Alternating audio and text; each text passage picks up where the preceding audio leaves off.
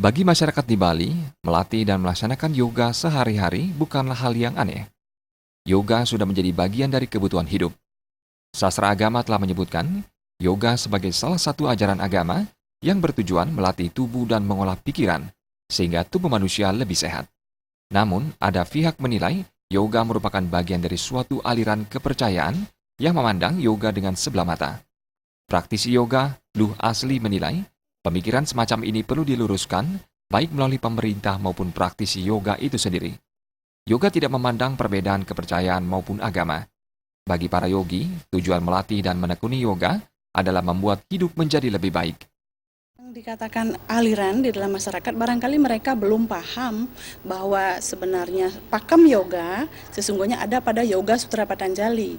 Mereka barangkali belajar yoga dengan memakai atau sumber-sumber yang dari lontar misalnya. Nah, ataupun mungkin mereka yang mengatakan yoga itu aliran apa begitu misalnya, mungkin ada sumber yang dirujuk begitu. Kita tidak berani mengatakan itu salah, tapi setidaknya ada sumber yang dirujuk.